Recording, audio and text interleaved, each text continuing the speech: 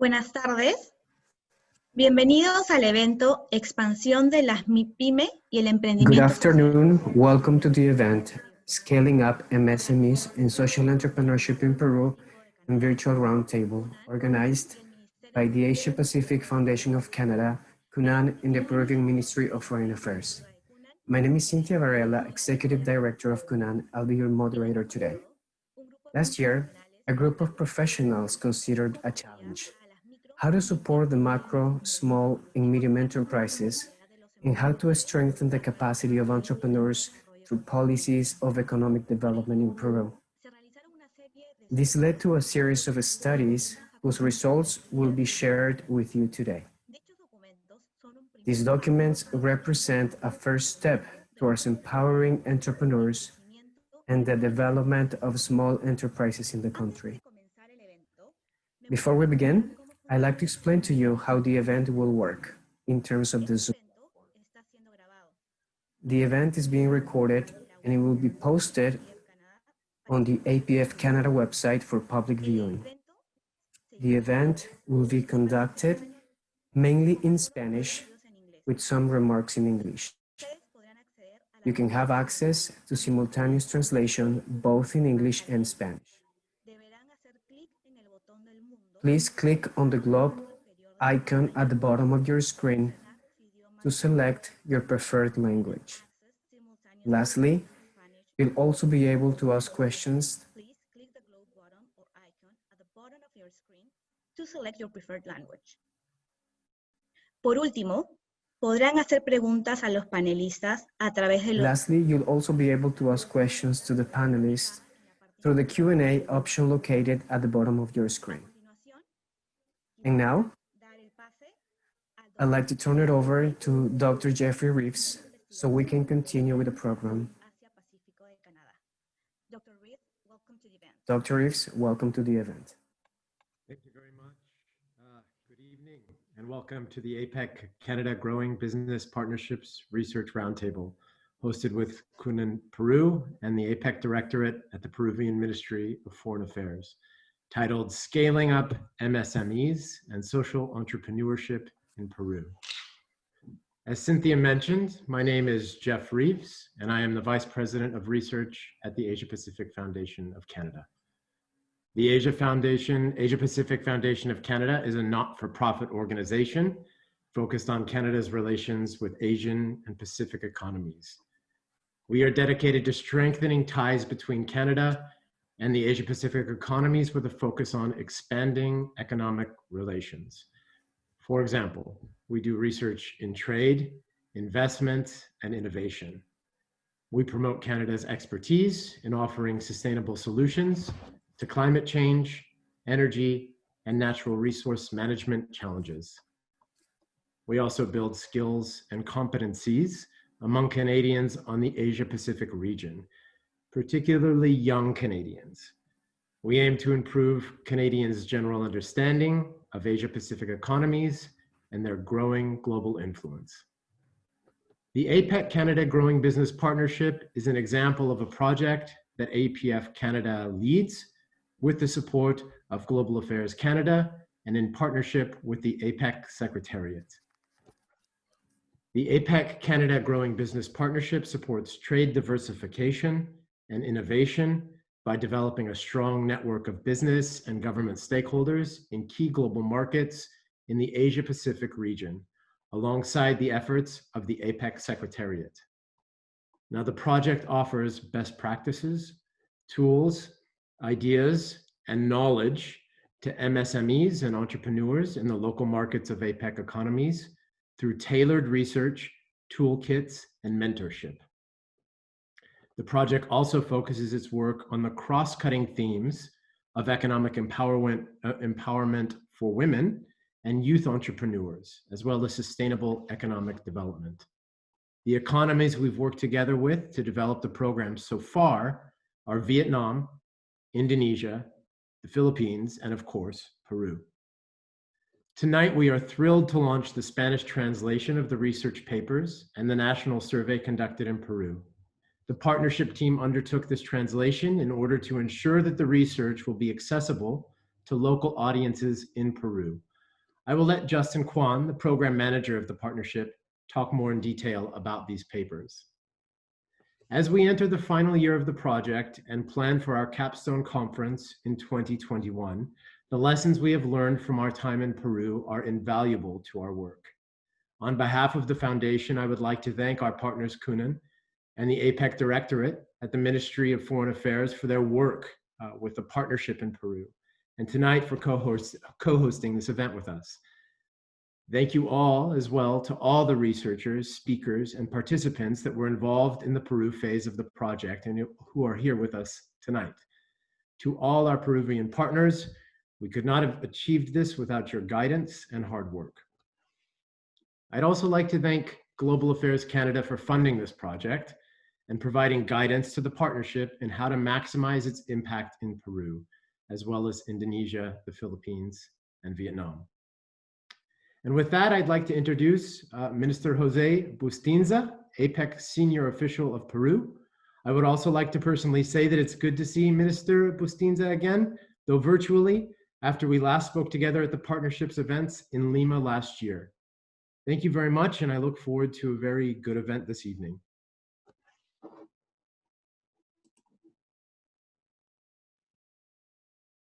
It's a great pleasure, Jeffrey. Es una gran satisfacción. It's a great satisfaction. No sé si me están oyendo y observando bien. I don't know if you can hear me or see me well.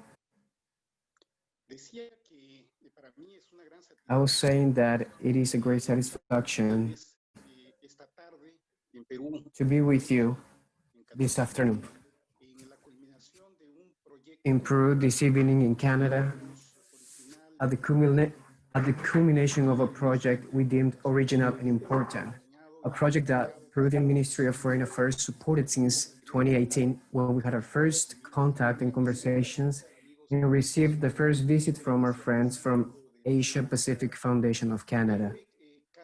APEC-Canada Growing Business Partnership, like Jeffrey said, is a joint initiative from the Asia Pacific Foundation of Canada, Canada Global Affairs, and APEC Secretary's Office. Its objective is helping to create in the APEC region micro, small, and medium enterprises and give them the necessary tools to grow, to share, to successfully have access to bigger markets, taking into consideration the natural and social needs in which they operate. Through this initiative, Canada has shared with great generosity good practices and lessons learned in the area of innovation technology, social sustainability, market access, and the strengthening of human capital to boost and strengthen MSMEs in the entire Asia-Pacific region. The MSMEs in the Asia-Pacific region are the engines of economy and employment. On average, they represent more than 97% of all the businesses, and they employ more than the half of the formal labor force.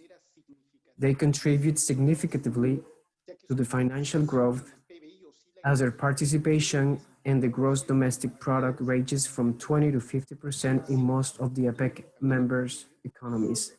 However, also on average, they only represent 35% or less of direct exports.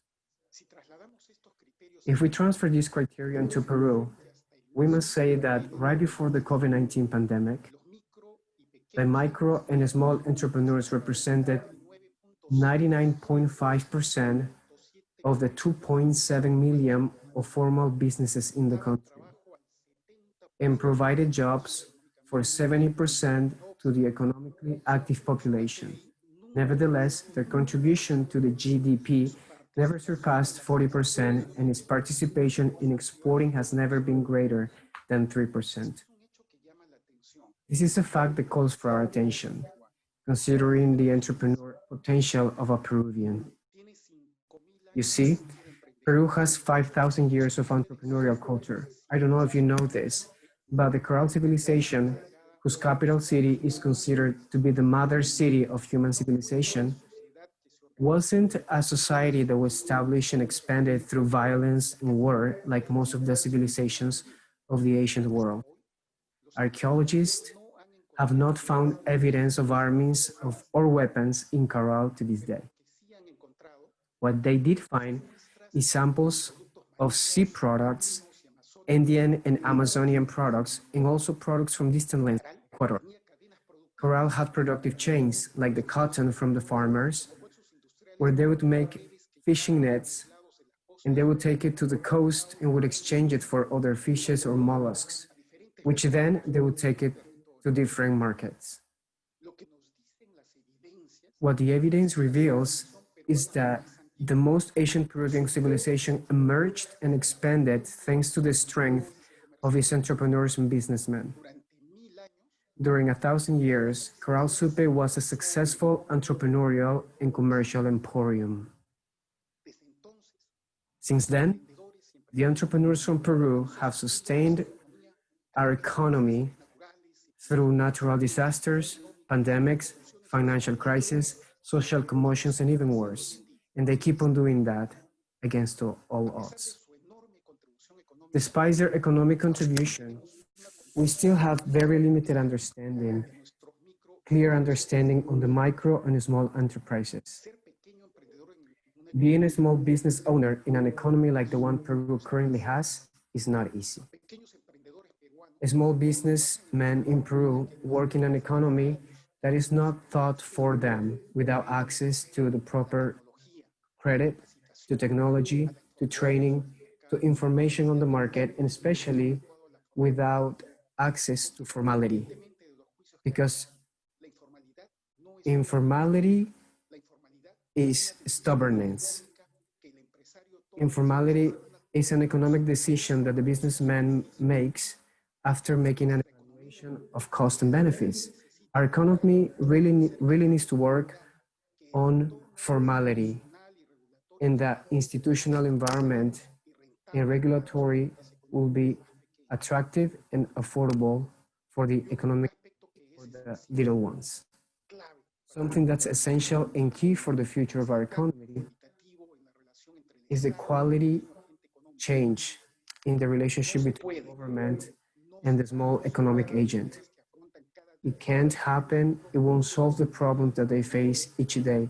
The micro and small entrepreneurs, if they're not gathered, if we don't hear them out, if we don't take into consideration their opinions when it's time to execute and formulate rules and regulations that it's for them, we can pretend to tend to their needs, taking them package programs or funding made by officials or consultants that might be qualified, but they don't know the reality where they need to work in.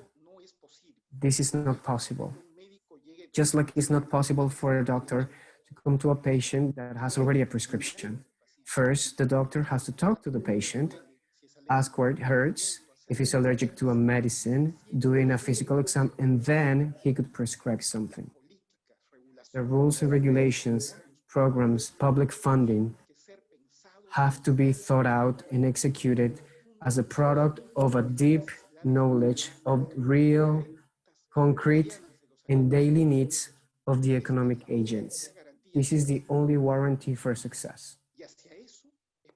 And that's precisely where we aim in this initiative that we have to respond to needs that have been identified after research and study in the reality of our micro, small, and medium entrepreneurs and the social environment in which they move. This is a valuable contribution, not just for the Peruvian economy, but also for other economies in the region that face the same challenges. Again, our deepest gratitude to the Asia Pacific Foundation of Canada, to Canada Global Affairs, and our acknowledgement to Conan for the amazing work they've done. I reaffirm my commitment, which I have expressed in several opportunities, to our Ministry to Foreign Affairs in strengthening the competitivity of our MSMEs so we can conquer the regional and global markets. Have a great session. Muchísimas gracias, Ministro Bustinza. Thank you very much, Minister Bustinza. Let me remind the other participants that you can gather your questions in the Q&A section that you see at the bottom of your screen. And now, I want to invite Justin Kwan. He's the Program Manager of APEC-Canada Growing Business Partnership. Bienvenido, Justin. Perfect. Thank you, Cynthia, and good afternoon and good evening to our audience members in Peru, in Canada, and from across the Asia Pacific. As Cynthia mentioned, my name is Justin Kwan, and I am the Program Manager of the APEC-Canada Growing Business Partnership. On behalf of the partnership, I want to thank you all for coming to our research roundtable, Scaling Up MSMEs and Social Entrepreneurship in Peru. It's been a great pleasure to put this event together with our partners, CUN in Peru, and the APEC Directorate at the Peruvian Ministry of Foreign Affairs. At this time, we'd also like to acknowledge the Government of Canada for funding the APEC-Canada Growing Business Partnership. Over the past 4 years of this project, our work has conducted high-level policy research and on-the-ground collaborations with partners in Indonesia, the Philippines, Peru, and Vietnam. In the first year of the project, the partnership went to Vietnam, where we looked at the theme of technology and innovation. In the second and third year, we went to Indonesia and the Philippines. There, we focused our work on the themes of human capital and market access, respectively. And finally, in Peru, we examined the theme of social entrepreneurship. The activities of the partnership in each of the 4 economies includes national survey reports, research from Canadian and local experts, economy-specific toolkits for MSMEs, training and policy workshops for entrepreneurs and policymakers, and a virtual mentorship program for women entrepreneurs. In Peru, we most recently completed our 2020 National Survey of Entrepreneurs and MSMEs, which my colleague Phoebe Ferrer will present the results of shortly. In addition, we also undertook 3 research studies from the authors in attendance tonight and 2 events in Lima that took place last year. As we wrap up activities in Peru, the partnership wanted to ensure that the research and tools created for Peruvian MSMEs is accessible for local audiences.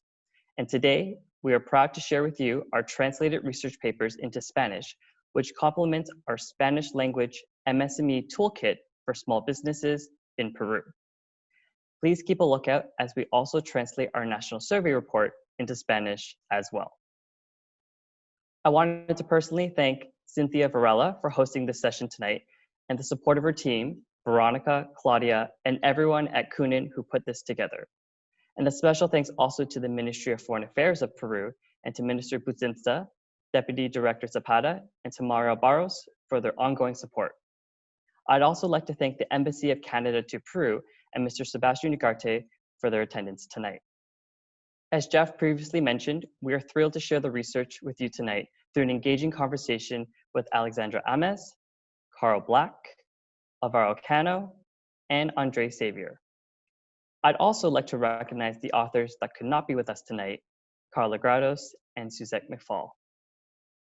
If you're interested in any of the presentations you will listen to today, you can find the research papers in both Spanish and English on our website. Now, after this event, we will be sending out a link to our website along with the event recording and our newsletter for you to access our resources. As we wrap up the Peru phase of the partnership, we are moving into our final year, where we are gathering best practices and recommendations we have learned over the past 4 years. Next year, we will publish a capstone policy paper with comparative findings from Indonesia, Peru, the Philippines, and Vietnam, and host a capstone conference with project partners from the 4 economies. We look forward to having representation from Peruvian government officials, policymakers, MSMEs, and entrepreneurs at our future events, and hope to keep in contact with you all through our newsletter and our email addresses that will be shared later today. And now I'd like to introduce Ms. Phoebe M. Ferrer, the research assistant for the partnership, who will give a presentation of the results of our 2020 National Survey of Entrepreneurs and MSMEs in Peru.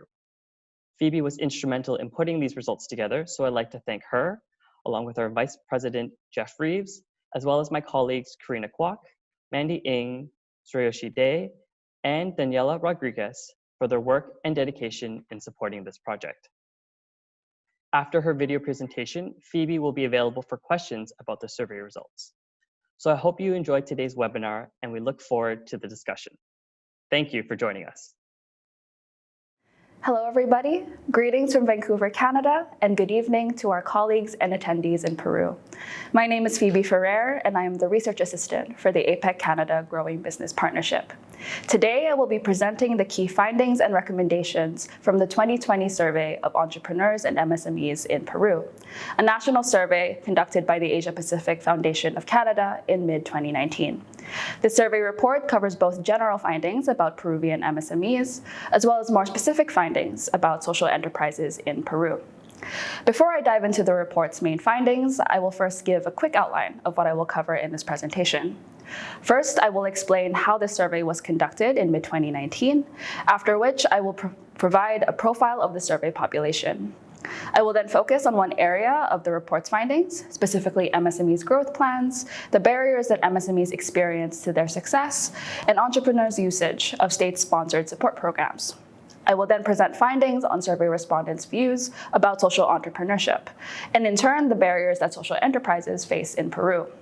Finally, I will present the report's policy recommendations. First, on the survey methodology, the survey was conducted from April to June in 2019 by our partner, the Evidence Network, which had on-the-ground contacts in Peru who helped disseminate the survey among entrepreneurs. This survey was conducted in both Spanish and English through in-person and telephone interviews.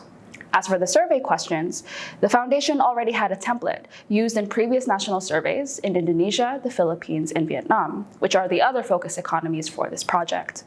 In tailoring the survey for Peru, the partnership consulted with our key partners, namely the Ministry of Foreign Affairs, the Ministry of Women and Vulnerable Populations, and CUNIN Peru.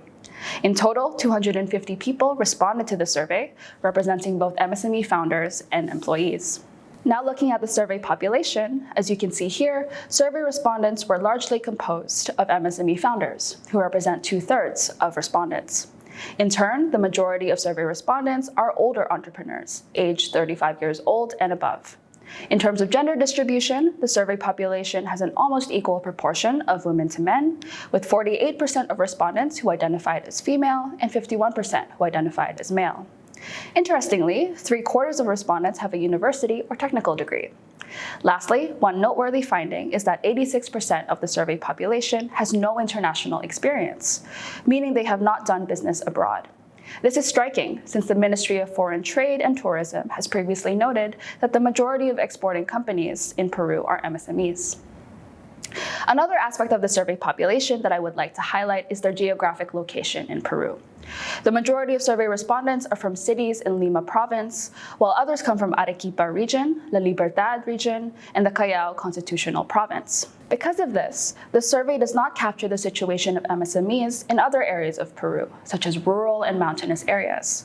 However, we do want to recognize the distinct experiences of MSMEs across Peru according to their geographic location, which attendees at the partnership's previous events in Lima have highlighted before. Moving on, here are our findings on MSMEs' growth plans and barriers to success. Overall, the majority of survey respondents said they aimed for moderate growth, which means having an annual revenue growth of less than 100%. You can see this result at the bottom of the figure. In terms of gender, similar numbers of both women and men said they aimed for different levels of growth. For example, you can see that 46% of women aimed for moderate growth, compared to 45% of men who said the same. It's when we divide respondents by age that we can see more differences. As you can see, the majority of younger respondents below 35 years old say that they are aiming for high growth, or doubling their business revenues every year. In comparison, the majority of older entrepreneurs above 35 years old say they are aiming for moderate growth. So overall, these are entrepreneurs' growth plans. What then are the barriers that may prevent them from achieving their intended growth? We asked survey respondents about the impact of several factors to their MSME success. And as you can see in this bar graph, the majority of respondents said that 2 things in particular are barriers for their business: financing and the domestic government. In other words, many survey respondents are struggling with a lack of access to financing and encountering restrictive administrative processes and government bureaucracy. Financing in particular is a big concern among survey respondents. 30% said that this is a high barrier for their MSME. Moreover, at the time of the survey, close to half of the survey population said they were seeking financing for their business at the time. On the other hand, considering the domestic government, survey respondents have reported their experiences with restrictive municipal bureaucracy and high tax rates. Recognizing these barriers, we asked survey respondents on whether they have accessed state-sponsored support programs for MSMEs. We asked entrepreneurs about their views of 14 initiatives in particular, and here on the slide, I have highlighted the four most well-known among entrepreneurs, namely Peruvian Entrepreneur, Innovate Peru, the Centers for Business Development, and COFIDE. Out of these four, COFIDE was the most well-known, while Peruvian Entrepreneur has the most positive reviews. However, for the other 10 initiatives we asked about, less than half of the survey population were aware of each option. The least known among these is the Ministry of Production's Digital Kit, where 2/3 of the respondents said they did not know about this initiative. An interesting note is that aside from Peruvian Entrepreneur, most of the online platform options we asked about, such as the Digital Kit and Produce Virtual, are not very well known. This indicates that online platforms may be inaccessible for many entrepreneurs. I also want to note that almost half of women-owned MSMEs in the survey said that they did not access any support services, which is concerning. I want to reiterate that because of the timing of this survey, our findings on issues of barriers and lack of access to support services don't capture the impact of the COVID-19 pandemic. Nevertheless, these findings indicate ongoing structural issues in Peru's entrepreneurial landscape. Next, I will present findings regarding social entrepreneurship in Peru. In this report, we define social enterprises as businesses with primarily social objectives, whose surpluses are principally reinvested for that purpose in the business or in the community, rather than being driven by the need to maximize profit for shareholders and owners. We also used Kunin's definition of social enterprises as reference, and this highlights four key characteristics: an explicit social or environmental mission, a sustainable business model, an innovative and systemic solution, and a method to measure impact. First, I want to give a sense of the demographics of social entrepreneurs in the survey population. As you can see in this table, about 1/3 of the total survey population, 78 people out of 250 total respondents, identified as a social entrepreneur. Most of this group of people identify as male, with just under half identifying as female. In terms of age, 35% of all young entrepreneurs in the survey population identified as social entrepreneurs, compared to 30% of all older entrepreneurs. When designing this part of the survey, our work was informed by a research paper written for the Partnership about Peru's social entrepreneurship landscape by Carla Grados Villamar and Alexandra Alexander, which highlighted the confusion over the definition of social entrepreneurship. Recognizing this, we asked survey respondents about their thoughts on what social enterprises are. As you can see here, the most prevalent definition among survey respondents is that social enterprises are for-profit organizations, either with a core social mandate or one that is socially responsible. This means that most of the survey population does think of social enterprises as for-profit organizations, like MSMEs. So parallel to MSMEs, what are the barriers that social enterprises experience in Peru? As you can see in this bar chart, the factor that is most seen as a barrier is the domestic government, specifically the lack of institutional state support for social enterprises. You can also see that public apathy or lack of public interest in a social enterprise's cause is seen as a high barrier by 1/5 of social entrepreneurs in the survey. I want to note that the majority of social entrepreneurs say that none of these factors are barriers, as you can see in the chart. However, when this data is disaggregated by gender and age, there is evidence to suggest that the lack of institutional state support for social enterprises specifically impacts women and young entrepreneurs below 35 years old. Half of both demographic groups say that the domestic government is a barrier to their social enterprises' success. Lastly, here is an abbreviated table showing social enterprises' usage of support programs, highlighting the same four support programs mentioned earlier. What I want to highlight here is that compared to the general survey population, a higher number of social entrepreneurs said they are aware of the various support programs available to them. At least half of social entrepreneurs said they are aware of the 14 options that we asked them about. However, we must keep in mind that the support these social entrepreneurs are seeking are general for all MSMEs and are not tailored to the specific needs of social enterprises. In light of these findings, our report gives 4 policy recommendations. First, we recommend for the Ministry of Production and Ecosystem members to review the marketing and accessibility of the support initiatives they provide in order to ensure that as many MSMEs as possible are aware of the support available to them. Second, we recommend that government policies, like those related to taxation and administrative bureaucracy, should be reviewed to make these less restrictive on MSMEs. Third, while not widely discussed in this presentation, we recommend that more MSMEs and entrepreneurs should be encouraged to do business abroad. Finally, we recommend for more institutional support of social entrepreneurship by developing government-sponsored specialized support of social enterprises, using existing initiatives and partners in this ecosystem like Kunen. Thank you for your attention, and I look forward to answering any questions you may have during the Q&A. Muchas gracias, Phoebe. Gracias por el video. El video va a ser compartido también. Thank you very much, Phoebe. The video will be shared with all this information. And there's one question. Question for you, Phoebe. ¿Cuáles son las principales oportunidades que What are the main opportunities that the COVID-19 situation opens up to social businesses? Hello, Cynthia. Thank you for your question, and thank you all for listening to my presentation. To answer your question about the opportunities for social businesses during COVID-19, unfortunately, the survey is not able to comment on that due to when the data was collected last year. However, we are surmising and thinking that the pandemic does provide opportunities for social enterprises to address certain issues that have come up during the pandemic. For example, lack of access to food supplies or medical supplies and the like. However, we don't have exact data to comment on this. Thank you so much, Phoebe. Muchas gracias, Phoebe. We have another question.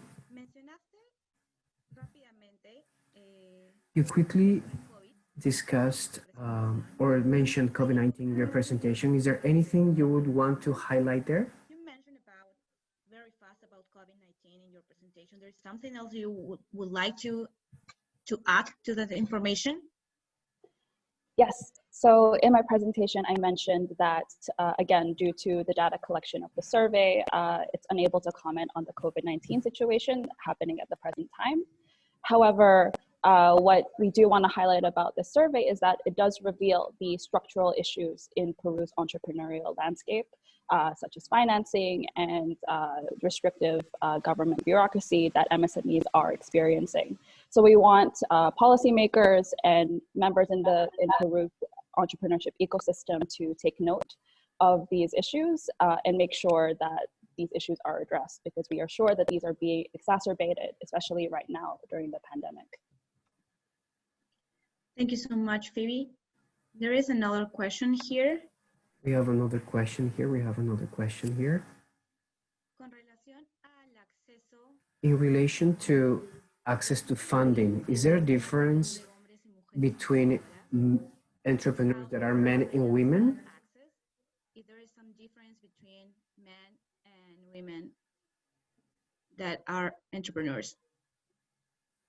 That's a very good question.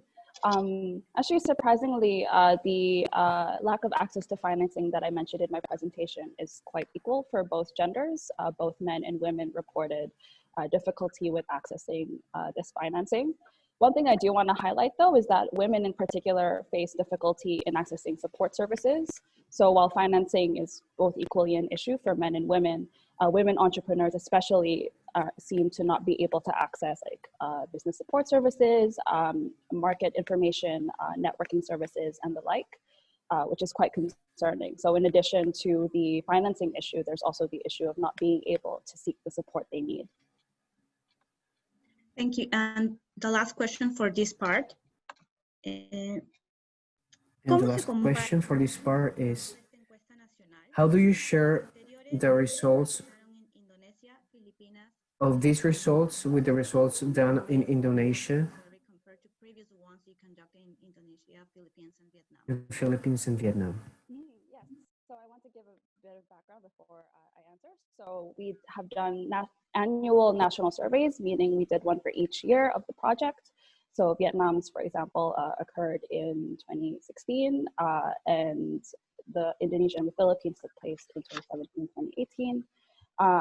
One interesting thing that we did find is that the issues that I've mentioned of encountering government bureaucracy and the lack of access to financing are common issues for MSMEs across the APEC region, as we've seen in our national surveys. But there are some slight differences. So for example, in Indonesia, rather than the domestic government being a particular concern, it's marketing that's the concern for most MSMEs there. However, that's still similar to the situation in Peru. So for example, especially women entrepreneurs, they see marketing as a barrier for the MSME, meaning that they are unable to access the resources to do this marketing or don't know how to do this, or they find more trouble in making sure that their business is well known in Peru's entrepreneurial ecosystem. So while the barriers may differ between the countries, as with the issue of marketing, it's still overall similar, especially with the issue of financing. Thank you, Phoebe. We have more questions, but Thank for you, Phoebe. time, We have more questions. For time's sake, reply them after. we're gonna reply to these questions after the event. In the chat, since we don't have the chance to answer your question, you can please send them to the Kunan email address. We have a few more questions that we will reply to them after the event. We'll make note of them so we can answer. In any case, you can email us your questions, please. Gracias, Phoebe. And now,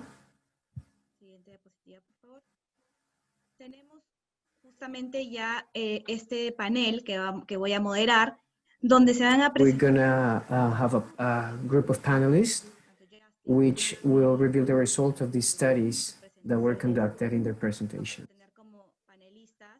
We will have Alexandra Alexander. We'll have Carl Black. And we'll have Alvaro Cano and Andres Xavier for the considerations for APEC mining economies, micro, small, and medium enterprises, and social entrepreneurship in the context of Peru. I would like to take this opportunity to introduce the panelists before they do their presentations, so we can get to the section of questions and answers too. I'll begin with Alexandra. Alexandra is an expert in design and following up projects.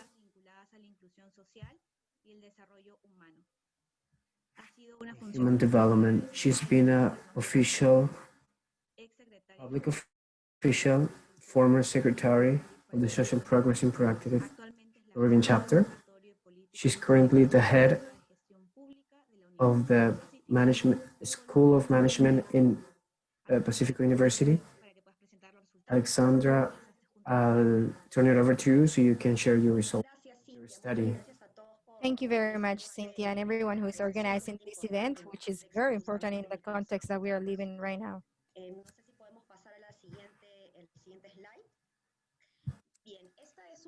Well, this one is a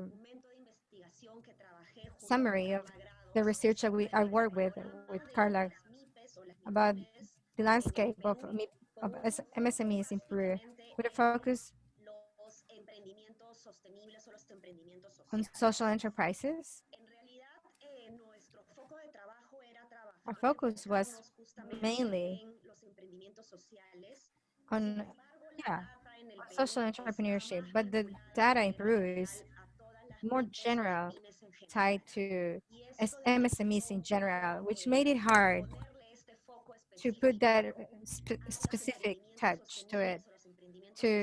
We wanted to focus on social entrepreneurship, but that was not possible, especially thinking about what public policies could do for them. So I would like to show you a general landscape about MSMEs that Phoebe was mentioning very, very well. we have to mention though that 99.5% from all of the businesses in Peru are MSMEs. So we have to take that into consideration because we're talking about almost 100% of the businesses in Peru that somehow are related to a small scale business, which is 19% of our PBI. Oh, okay. So it's very different, the productivity that we have from MSMEs in Peru. Another TNP that was, yeah. Another thing that came up is the amount of businesses that we have that are informal. Almost half the businesses are not registered in Peru. They're not formal. They're not registered in SUNAT, which is the Peruvian Tax Administration. They are not paying taxes. They're not contributing to the government or the state in any ways, but they do have benefits to MSMEs. As MSMEs, they do have benefits, but they're not formal. We have identified at least 43 government programs and policies that seek to promote and strengthen MSMEs. It actually has been very interesting to do this job because we have found different sectors, not just the production one, but also agriculture, the work ministry, development, social development ministry, and other ministries in general that somehow have programs and policies related to the promotion and the strengthening of MSMEs. In that sense, it is very important that we show you that there may be overlapping efforts between different sectors of the government to work for that objective, that target. Now, according to the different perspective of goals set by these initiatives, these programs are classified as how they promote training and technical assistance, innovation and technological improvement. These two are mainly focused on improving competitiveness. We also have export promotion, and some others are also focused on public purchases, especially towards MSMEs, and others are focused on improvements in business management, or specifically about technical abilities for management, tax payment, teamwork, business plans, and others. What we have identified from this research as different challenges are these problems that we could also see as opportunities, which is formalizing enterprises. Because we have so many businesses that are informal and that because of COVID have been especially hit by this situation.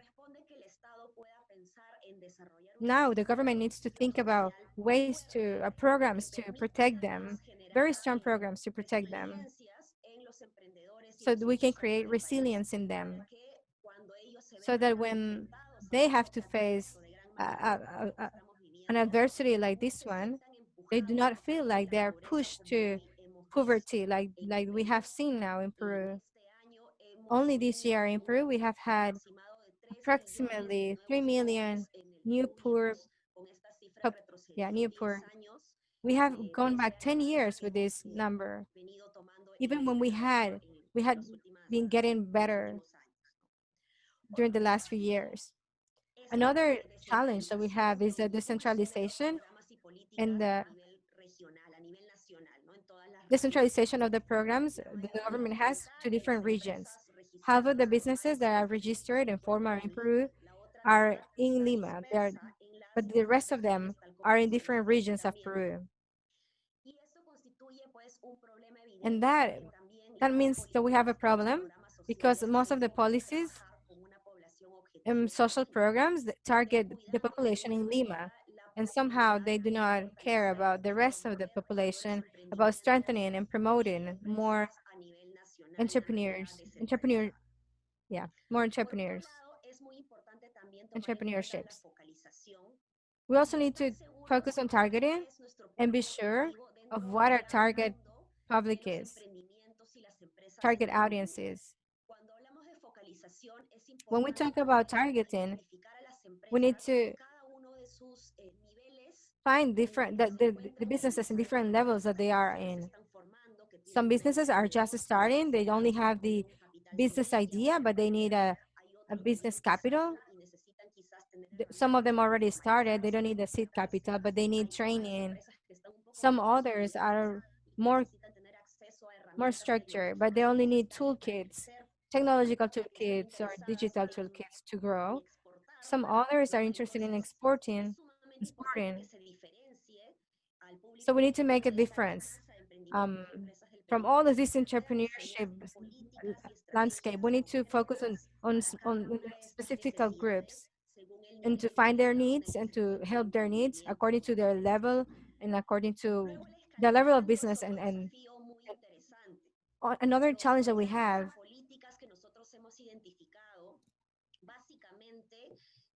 is that the programs and the policies that we have identified only work for a minority and not for the whole main target called social entrepreneurship in general. So the government needs to create new strategies to scale up and to target other regions besides Lima. Like we mentioned at the other challenge, decentralization, but we also need to be more efficient and maximize the impact. Maybe we can articulate with other sectors that already have different similar programs.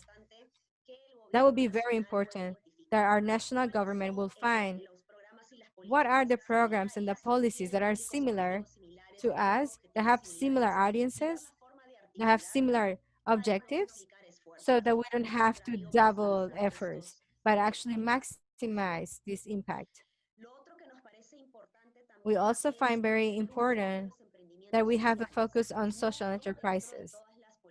In all of the policies and programs from the government, there's not a specific one that is completely specialized in promoting social enterprises. We have this program called Innovate, which promotes financing for businesses to grow, but we have there a space where social enterprises could be candidates, but the program is not really focused on them. The Ministry of Environment has started some programs, some opportunities for social enterprises focused on the environment, but maybe they could have they could keep better track of this data and recognize some of the businesses that do not identify themselves as social enterprise. In the Brime, the jungle of Peru, it's a zone that is very dangerous, a place that is very dangerous. We have narco traffic over there. And that place specifically, they're working, promoting different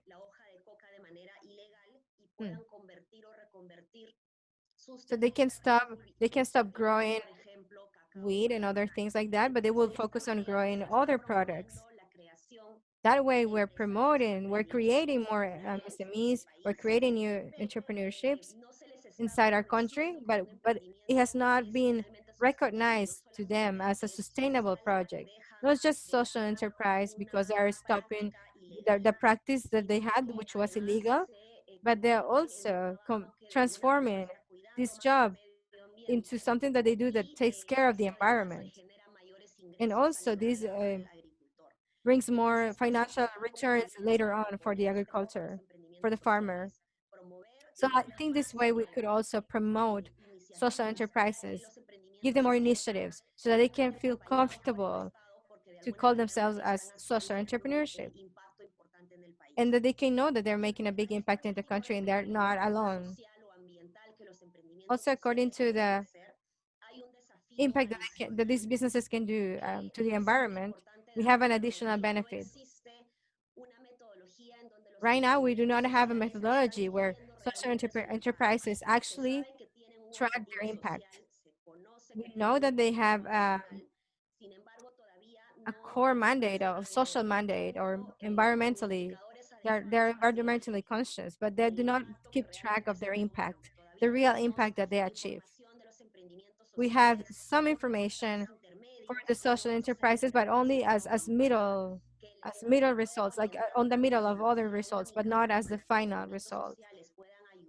If we have a methodology made by the government that will help us to keep track of how these businesses are helping, and it will be a good tool to move the indicators of how we are improving our environment. Thank you very much, Ale, for this presentation. That was it. Next slide, please. And now we have the presentation of funding for social enterprises done by Carl Black. Carl Black is an investment manager, impact investment firm focused on financing renewable energy, social enterprises, and inclusive finance in Latin America and Caribbean. He focuses on analyzing and working with MSMEs and social entrepreneurs in Latin America and the Caribbean for 3 funds managed by Collective Impact: Honduras Renewable Energy Financing Facility, Caribbean Basis Sustainable Energy Fund, and ILO Women's Empowerment Fund. Prior to joining DETCAN in 2012, Carl worked at the Bank of Canada researching macroeconomic risks in Canada in the wake of the 2008 global financial crisis. Carl, thank you so much for this presentation. Thank you, Cynthia, for introducing me, and thank you to everyone. My study is on social enterprises in Peru, and it was carried out by interviewing more than 50 entrepreneurs, investors, and other participants who support the sector. The goal of this study was to understand the challenges and identify solutions for financing social enterprises. I'm going to briefly talk to you about the evidence for the financing challenge, the impact investing as a potential solution, and how public policy could scale up this solution. My study emphasized understanding the availability of financing for social enterprises, specifically because it is something that has not been seen in other studies. I asked if the companies interviewed had received financing from various sources, and as I show in the graph for them, there is very little access to financing from financial institutions such as banks.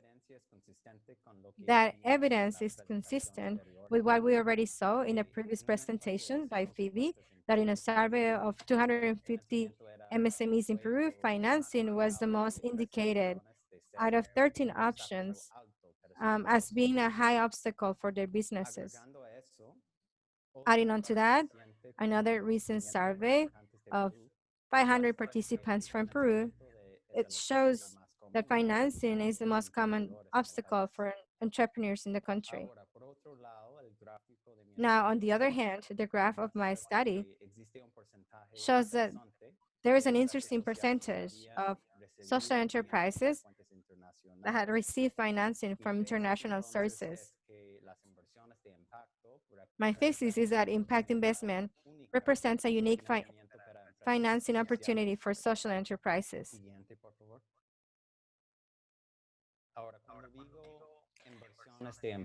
When I mention impact investments, I'm talking about investments with a social or environmental focus, as well as for financial returns.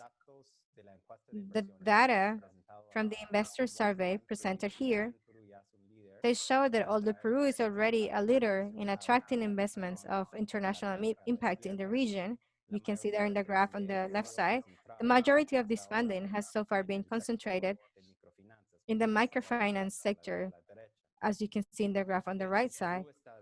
In fact, Peru is behind other countries in attracting impact investments for other sectors that are not microfinance.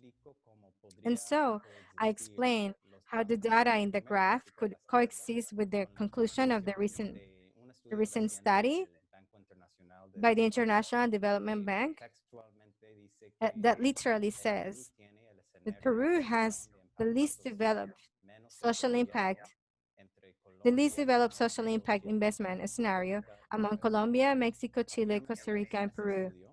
But they affirm in this study, I'm citing again, that social solutions have not been supported by public institutions, as is the case in other countries. Then what should we do? Well, the first step to strengthen social enterprises, well, the first two recommendations that we have are oriented to that. But I would like to conclude by emphasizing that my third recommendation, as it was done in this study. I see that there is already public contribution for the new companies through Startup Peru and other initiatives in the country. I see also that there are impact investors in the country, but their focus has been on offering loans that are more oriented to mature companies. So what's missing, what's lacking, in my opinion, are more than anything, impact investments focused on businesses that already have a proven business model and are ready to scale, but without operating margins so that they are able to pay a lot more interest. That means that we are lacking equity investments or mezzanine capital. So that's where I see a space for the public sector to enter with innovative solutions that complement the private sector. Perhaps using mixed finance investment structures, they could invest directly or in funds or in fund managers in fund managers oriented towards investing in social enterprises in Peru. As these companies aim at solving social and environmental issues in sectors such as education, health, sanitation, access to water, waste management, among others, I conclude that the public sector could see social enterprises as a channel through which it could achieve the social goals that this sector already has and expand its impact through public financing. And that could attract more international and private capital to strengthen the companies. I cannot wait to hear the rest of that conversation with you guys. Thank you very much, Carl, for the presentation. We're going to go with the last presentation.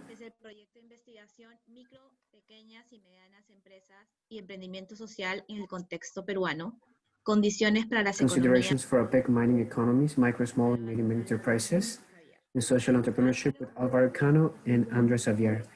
Alvaro Cano is a senior consultant and researcher at the United Nations Institute for Training and Research, at the Ministry of Energy and Mines, and at the Center of Mining and Sustainability Studies of Pacifico University in Peru.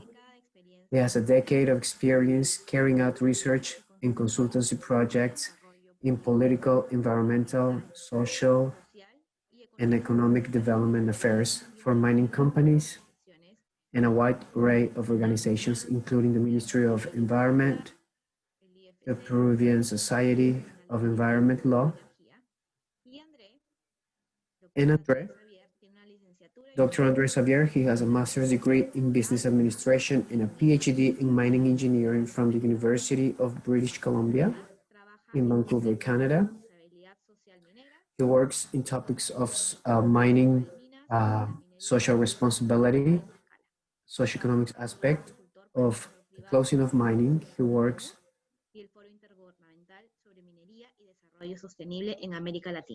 team. Thank you very much, Alvaro.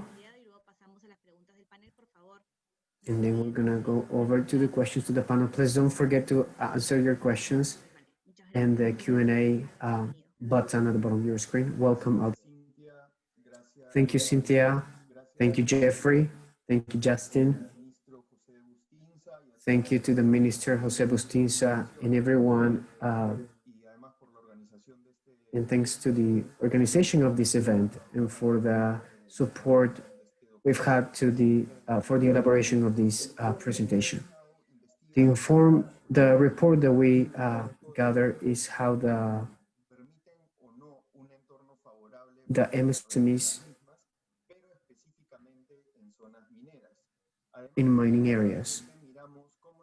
We specifically take a look at these public policies, whether they help or not the development of social entrepreneurship in mining regions, and also if they incorporate the gender component in these policies. These were the different steps of activities. The first step was there was a comparative analysis of the existing policies that support MSMEs in different mining economies of APEC. By economies in APEC, we mean that depend excessively in the mining operations. And we mapped Canada, Australia, Chile, Mexico, and Peru for the MSMEs.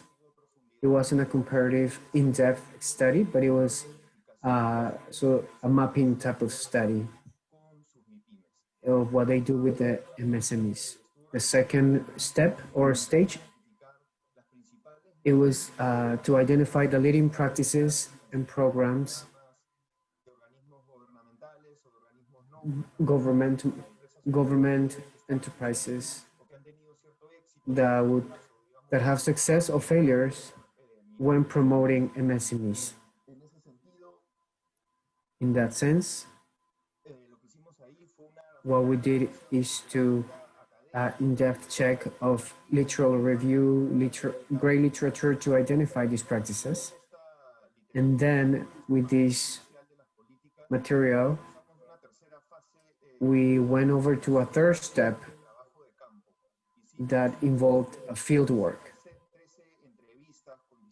We interviewed 13 different people that are relevant related to the MSMEs, with the purpose of capturing the academics, people in government regarding the challenges with MSMEs in mining regions.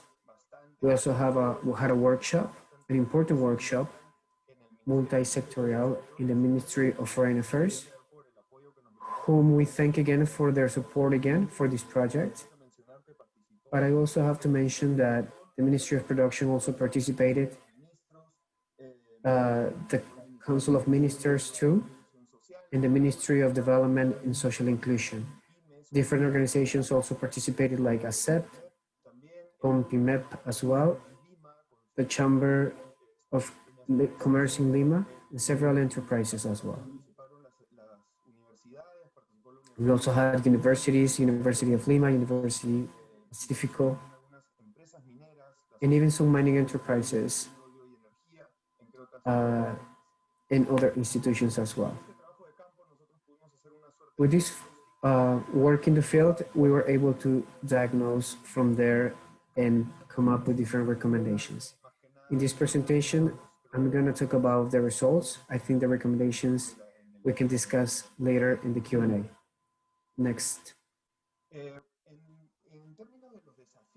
In terms of the challenges in creating MSMEs in mining regions, the diagnosis was very interesting, especially in the workshop where we had different participants.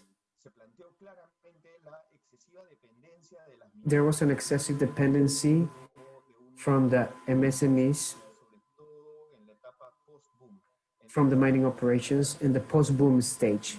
After the mining project was built and they had a shock at a local level, and there's usually a post-boom stage. But after that's built, it falls strongly. And like an official told us in Antamina, there was a low education level, lack of associativity, and avoid collective learning too. And many people who learn something new, they leave from these areas. Something that's known is a geographical distance of public policies. there is almost a total absence of the government in lack of communication with the communities. Something that was key that I want to highlight so we can discuss later is the formalization of artisanal and small-scale mining. Alexandra has talked about this, a lot about informality of the MSMEs. And when you try to study the development of MSMEs in the mining regions, the topic of the formalization of, you know, it was like a bump on our face because the artisanal and small scale mining, which produce 50 tons of gold a year, is $200 million that are exported in an informal way. The gold is the third product being exported into the country, and this is particularly important considering the price of the gold and the COVID situation as well. The informality of the MSMEs in the mining regions, they're very linked to the policies of formalization of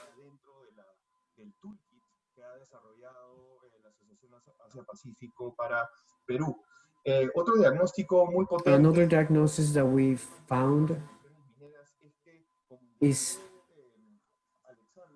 like Alexandra said, we identified 43 programs to MSMEs in Peru. We have the National Program for Innovation for Productivity, but we also have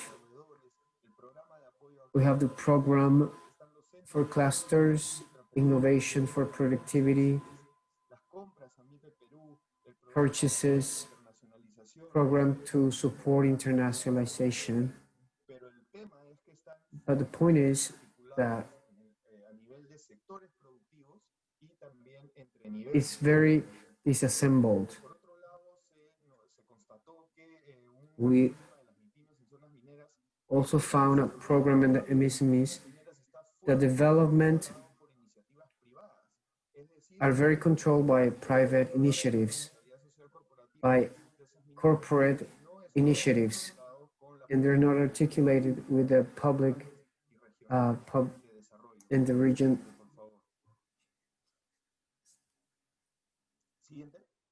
On the other hand, the constant change of administration and public officials in the central, regional, and local government, this is key because it would be these people instead of the mining companies that should be promoting and training to the MSMEs, the local MSMEs, for them to reach the standards as they could be local suppliers. They have super high standards, so they can be suppliers. So these standards are also generated by the mining company.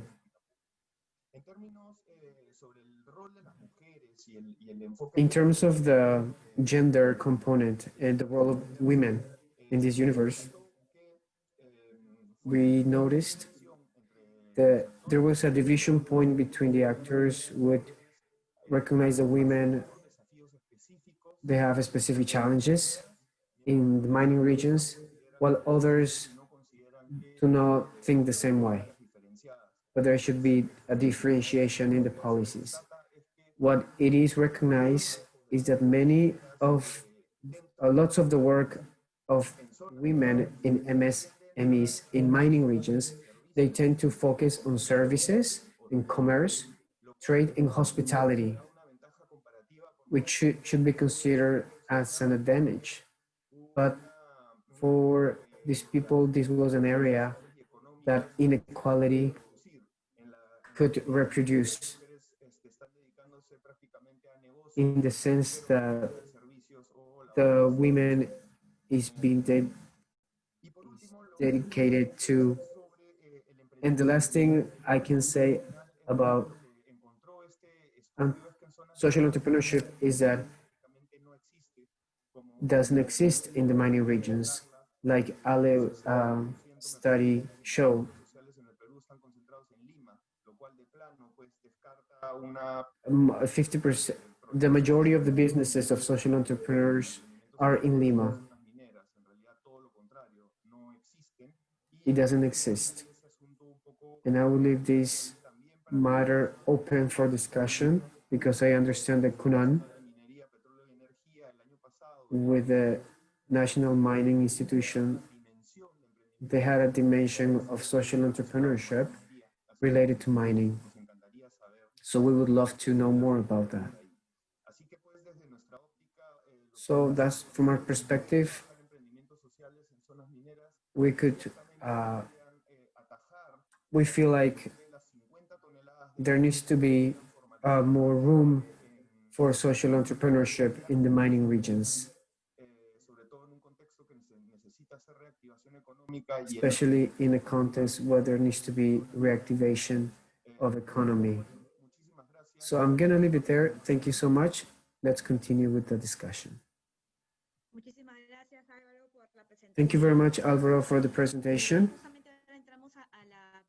We're gonna start with the questions and answers now. I would love to, before I read the questions, I would like to ask Ale, Andre, I invite you guys to turn your camera on. These studies were done before the pandemic, as we know. So I would like for you to share briefly, how has this affected the findings and conclusions of your studies in your research? Maybe we can ask Ale first. Well, the context of the pandemic comes with a different context that's been growing even more, which is the responsible consumption, where the consumers are asking constantly, what is this product made of? How can I benefit the country or the environment if I buy a particular product? So this, in a way, facing the financial crisis and the growth of unemployment, many people have been forced to start something and be entrepreneurs. And what I've seen through the growth in the digital platforms and social media to promote these businesses, the majority of them have a focus, social or environmental. So I believe it is a sad context for the country. However, it is a context where there's opportunity to do business, to start something. A Peruvian is a fighter, is resilient, and we can adapt to these situations. And this is when the government could strengthen that. Thank you, Alec. Carl? Well, yeah, at the beginning of the crisis, in March and April in the region, in Peru, what I've seen in terms of his investment in the region is that obviously after the topic of health, the main topic has been to make sure to have enough cash flow for the businesses. The quarantine, the cash flow was frozen. So enterprises that have thrived and be successful is the ones that were able to bring solution to these problems. In Peru,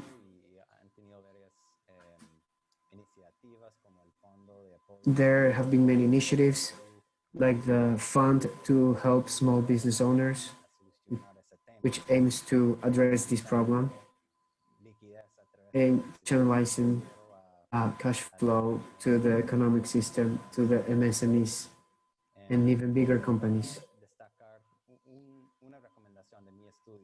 To highlight something from my study that has to do with this topic, I believe that in any context, this could be a challenge. Many times social enterprises sell to bigger companies, and bigger companies take 90 days to pay taxes. In the meanwhile, the small companies or businesses, they have to pay their taxes in 30 days. And this creates, obviously, a challenge for the small businesses. And I've recognized this challenge in different interviews, and definitely in a situation like this, it underlines a situation like this where we could have a solution to be able to help the MSMEs, social enterprises specifically. And there are enterprises in Europe and Chile. They have the law of timely payment. But maybe they could implement that in Peru. And little by little, we feel like the economy is being regulated again.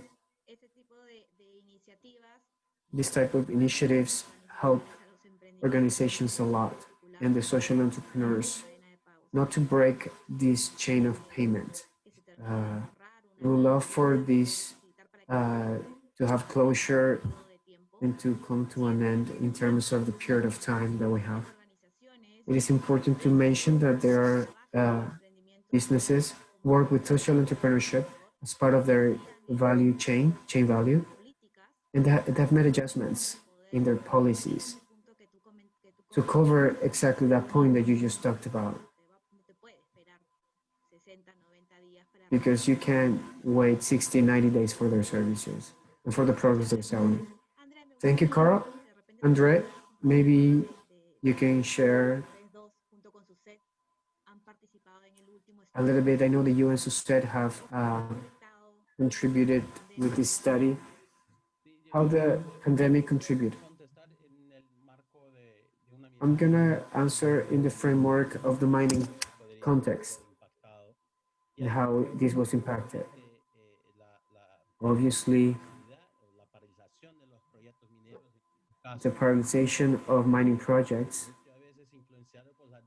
many times influenced by the decisions of the government.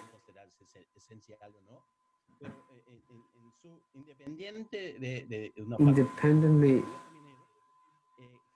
of that, it was clear, and I was monitoring in different places and countries the response that the sector had. And contributions of emergency, obviously, it had different elements to consider, but in the context of the pandemic and how the immediate response that was necessary, the sector had an important role to play there. So in the context, I see that in the beginning of the pandemic, I saw the presence of the mining entrepreneurial. I feel that the resources are more limited. It was an opportunity in many cases. As time goes by, we have to retake the economical activities, and it's going to take time to understand how this is going to work, but in overall, it's an opportunity, the presence of projects. They have the capacity of immediate response that was necessary. Thank you, Alvaro. Just to complement Andres' answer and to close that idea of financial reactivation through mining that he mentioned, obviously we're focused on mining. It was the focus of our study. What he mentions about reactivation in the mining region, let's remember that in Peru, that Peru hires que produce, vamos a creerla y vamos a ser optimistas, pero lo cierto we're going to be optimistic, but the truth of the matter is that they hire above 15% of the economically active population.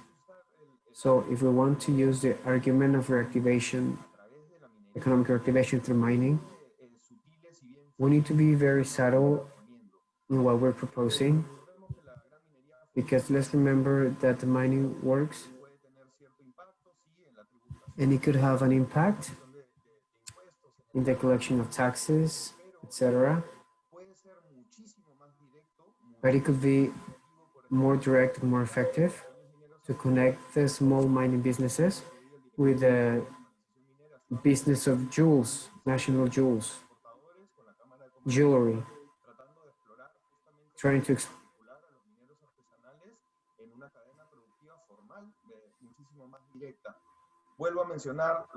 and the opportunity of the gold, the price of the gold that is awakened by the COVID pandemic.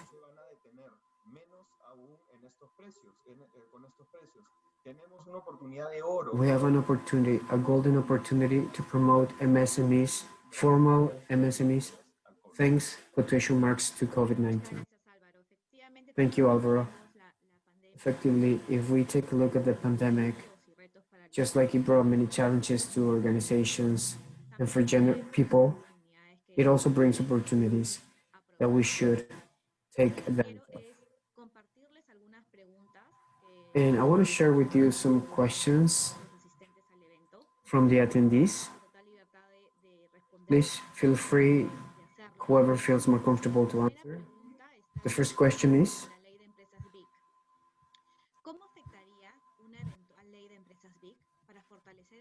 con propósito social o ambiental.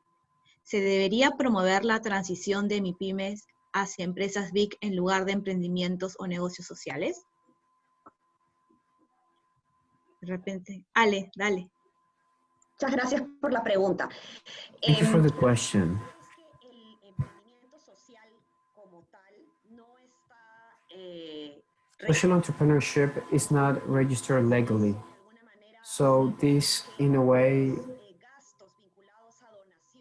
makes some expenses related to donations that are related to the main core of the business is not recognized as an expense of the company. So what the law is to recognize the existence of these companies, which is a first step, and then they would have to be at a special taxation that go along with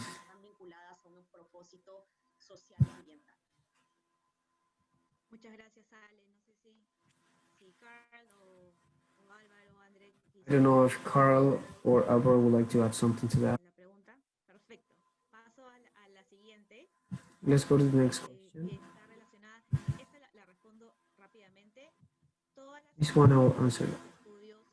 All the research and all the studies that we've shared today, it's going to be sent to you through the EFPF Canada, and we'll also send you an email with the access to all the links from the studies in English and Spanish. ¿Recomiendan que el tema de la promoción de emprendimientos sociales debería ser liderado por un solo ministerio, ya que se evidencia esfuerzos distintos de distintos sectores, pero no está enfocado? ¿Qué opinan al respecto? ¿Debería estar centralizado? Dale, dale. Como son emprendimientos sociales, a ver, es una pregunta bien interesante que This is an interesting question. This is something I ask myself. We need to consider that the social entrepreneurship and entrepreneurship generally is linked to the environment with its ministry, with the Ministry of Social Inclusion. However, the entrepreneurship as it is, its purpose is to create economic value. So it should be within producing, but where they can make sure that the Ministry of Development and Social Inclusion can promote best practices, and in the environmental aspect also the same thing.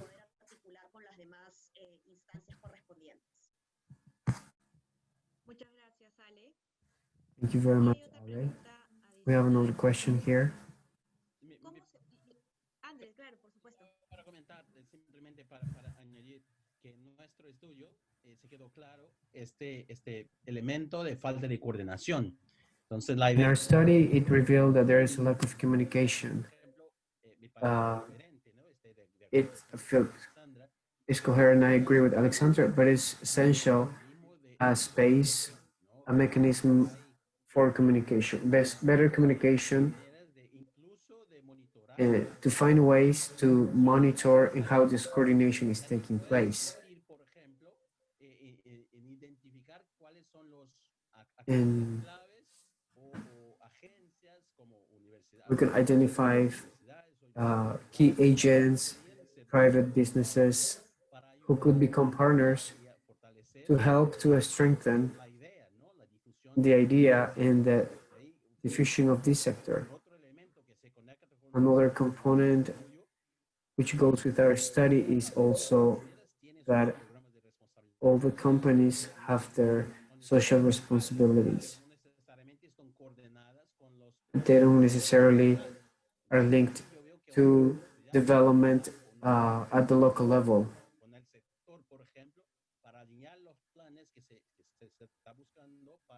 Para el desarrollo de los emprendedorismo social, alineados con las actividades que una organización ya está implementando y planteando. Muchas gracias, Andre. Aquí Thank you, Andre. I have another question here. Todos pueden justamente compartir. Una es, ¿cómo se podría fomentar la colaboración entre emprendedores y la colaboración entre actores relacionados a MIPES para poder articular esfuerzos y favorecer la competitividad empresarial? How can we encourage collaboration between entrepreneurs, businessmen, and collaboration among actors related to MSMEs to articulate efforts so we can help the entrepreneurial competitivity?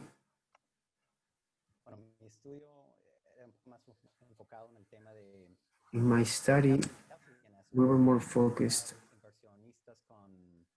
and to link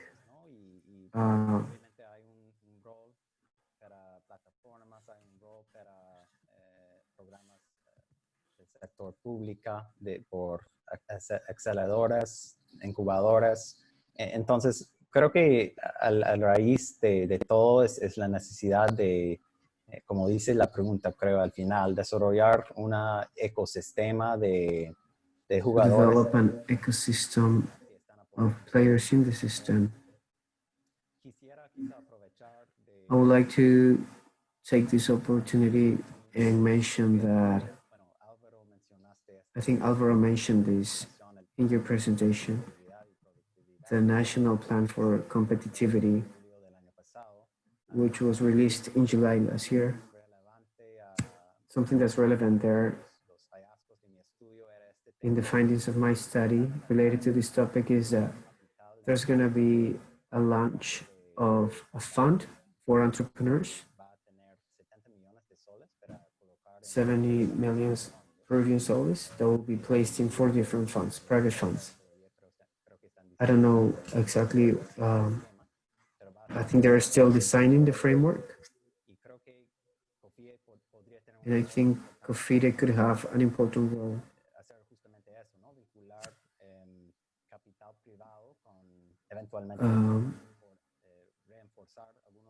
To reinforce capital based in the country with the social enterprises. I don't think the focus is not social enterprises. That could be an interesting idea to see if there's an opportunity to find a focus only on social entrepreneurship. I think they're still designing it. I think it's going to move forward in the years to come. Thank you very much, Carl. Andre Alvaro, would you like to add something? Something that I just remembered is that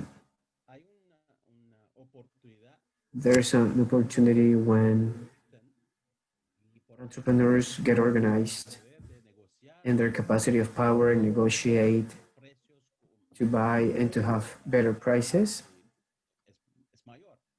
is greater. Maybe an opportunity, an incentive, a mechanism that would incentivize businesses, let's say businesses, men of a specific sector, and a coordination should take place, and this will generate an advantage for them. This is common in several places, and this could be an idea and is perceived as a value. It continues to be expanded. It's a way of encourage other entrepreneurs. Thank you very much, Andre. I have a last question. The rest of the questions will send the answers. We're going to be closing soon. I would like to know your opinion, the three of you, about the role of the fintech can fulfill as an alternative for getting funding for social entrepreneurs. Is there an example of best practices at the international level?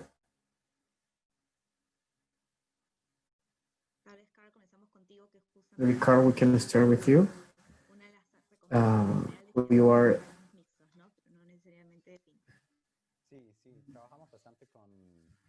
we work a lot with microfinances and financial inclusion.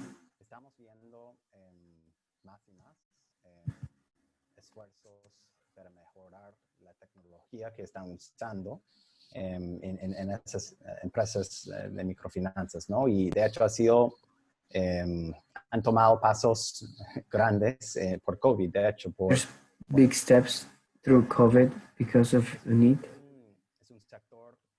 There's a sector that requires a lot of interaction between customers and enterprises. This is the heart of microfinances, and they have used more platforms and other mechanisms to keep up this flow of communication with them. And I would say that in the context of COVID, it's been very important, this topic. Obviously, fintechs could talk about the use of apps in microfinances, but also in different ways to bring funding.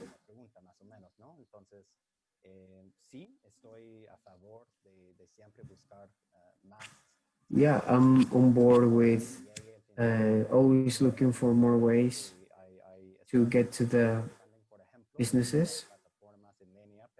Crowdfunding, for example, they use different platforms to get funding. Yeah, more flexible mechanisms that help enterprises, social enterprises, to tell their stories, and this way they can have a broader reach. So they can get funding in their countries, but also in other countries it could be interesting. And I would be interested in to understand better this idea and what the possibilities are. I think it's a good question. Thanks, Carl. I don't know if Alvaro or Andre would like to add something regarding this focus on social entrepreneurship or mining sector. Is there an opportunity that we take with the fintech? Alvaro, you're muted.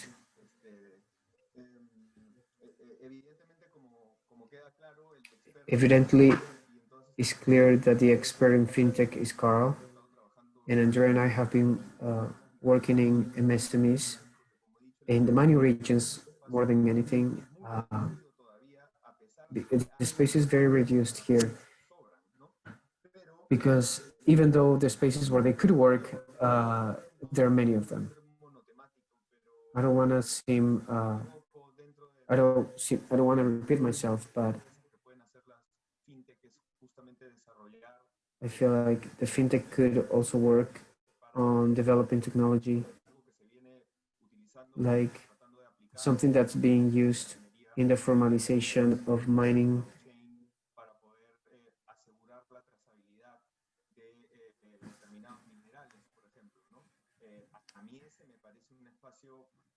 This is to me an interesting space. We have $2 million that are floating around. They're not formal, they're illegal, and they need a social approach, in my opinion, to try to solve the public policies that is failing very clearly. Thanks, Alvaro. Thanks, Andre, Carl, for your presentations. Ale had to leave for a minute. Thank you very much for being with us. And now we're gonna go with the closing of the event. And for this, I want to invite Sebastian Ugarte.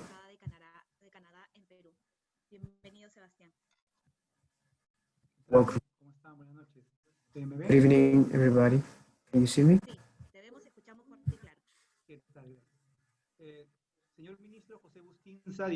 Mr. José Bustinza, APEC Director in Specialized Fora. Mr. Jeffrey Reeves, Vice President of Research of Asia Pacific Foundation of Canada. Mr. Justin Kwan, Program Manager. People from the civil society, academy, private sector, friends, and everyone. It is a pleasure for me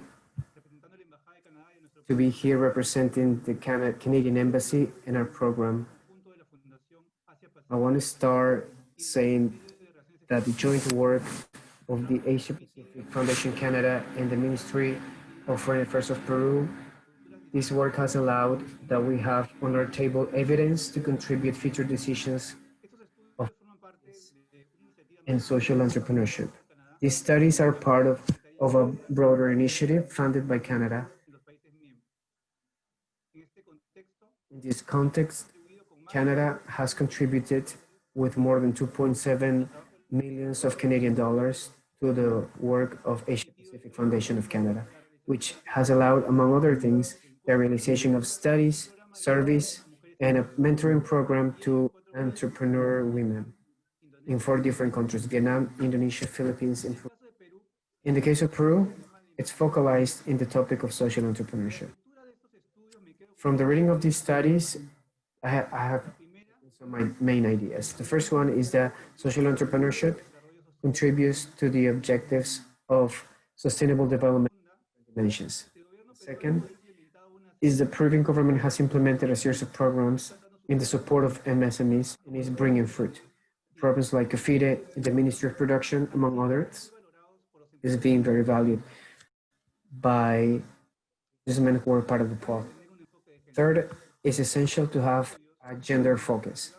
These studies, in particular the survey, is always looking at the impact differentiated between men and women, analyzing it to identify where are the barriers. It's an excellent practice which is important to promote in the community, in the academic community, and applied research. 4, the MSMEs are going to develop even more when they have surrounding them an ecosystem that would allow them, and that would include civil society, academy, government, and private sector. I'm sure that these studies will contribute to an open dialogue regarding these topics. 5th, in these studies, it's been shown that the cooperative businesses, and in particular the agriculture sector, is working well as spaces investment of impact. Canada has been working for a long time with cooperative businesses, agriculture, and thanks to our project, so-called EVD, we have helped with the creation of consolidation of a corporation informal goal. Thanks to this project, there's been help for 7,000 women, men and women, and there's been created and protected more than 3,100 jobs, and 40% of them are for women. Canada is committed with these topics, like they've shown in investments. In 2019, Canada invested 8 millions of Canadian dollars in the Upper Agricola Event Rosa and 12 millions of Canadian dollars in an investment fund of regional impact. In both instances, there's a clear orientation to gender equality and promotion of feminine entrepreneurship. There was also a sharing of better practices with investment on impact, including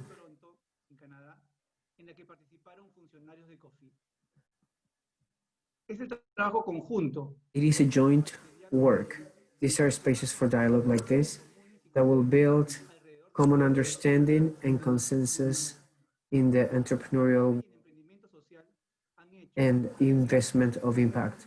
The MSMEs will continue the entrepreneurship, social entrepreneurship will continue and have been a great contribution. I want to thank the Conan Foundation, the APF of Canada, and I invite you to read this if you haven't had the chance to. Good afternoon, and I turn it over to our next speaker, Mr. Sergio Zapata, Director of APEC and Specialized Fora and APEC Peru, First Secretary Sergio Zapata.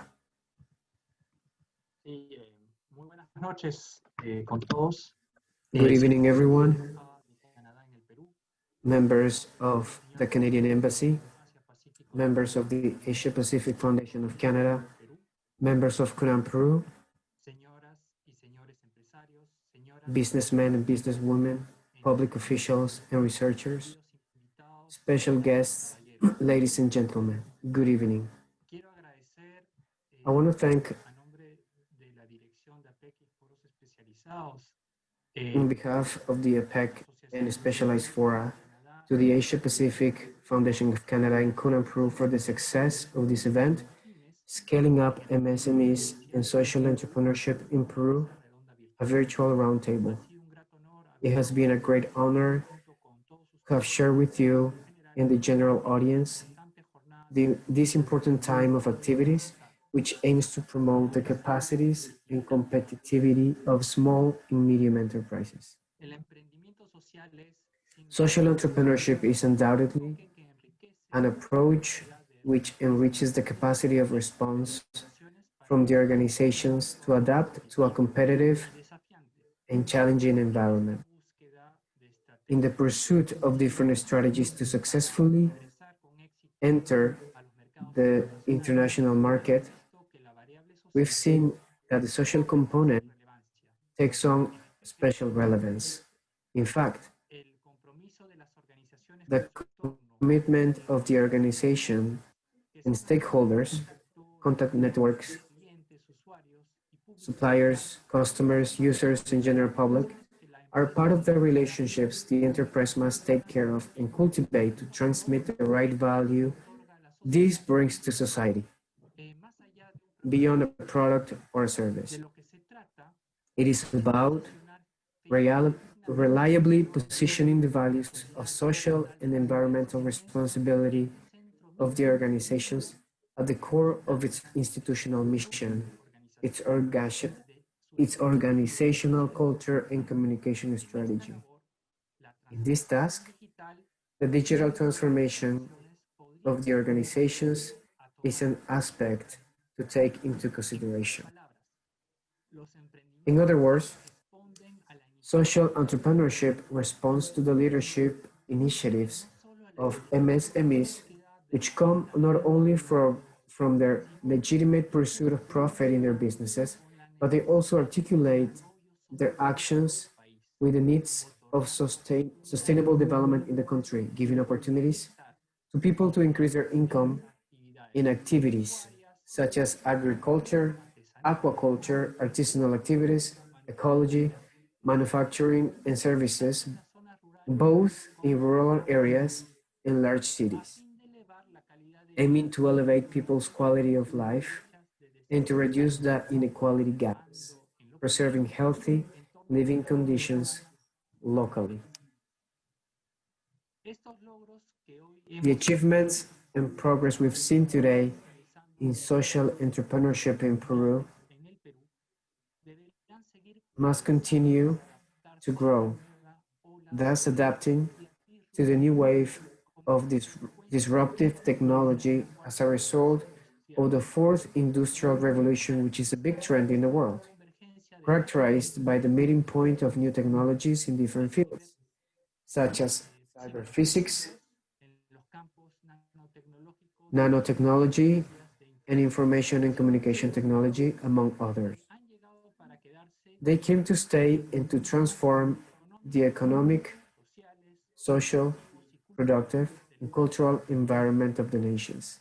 In this context, certainly education, training, and exchanging of experiences through international cooperation could bring forth events like the one we had today, to continue working towards the development of the advantages of the economic complexity of the country, the internationalization of the small and medium enterprises, and digital transformation, fields that will allow to elevate the competitivity, quality, and productivity of small and medium enterprises and social entrepreneurship in Peru as we successfully enter the regional value chains. To end, I would like to leave you with this reflection. The economic progress of the MSMEs and social entrepreneurs in Peru could be achieved with the push of policies of diversification with sophistication in technology, policies that would stimulate the competitive productivity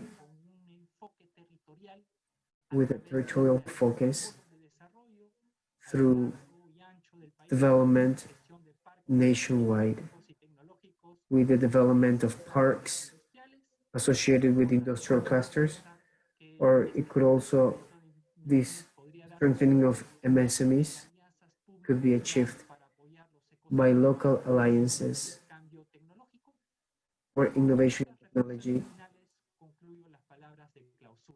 And with these words, I want to finish my participation. Thanks for your attention. Thank you, Mr. Sergio Zapata. On behalf of the Asia Pacific Foundation of Canada, CUNAG and the Peruvian Ministry of Foreign Affairs, we want to thank you for being with us today for the presentation of the results of research of MSMEs and social enterprises in Peru. Thank you to the authors, especially Carla Grados, Alexander Amos, Carla Black, Alvaro Cano, Andres Xavier, and Suzette McFall for sharing their valuable findings.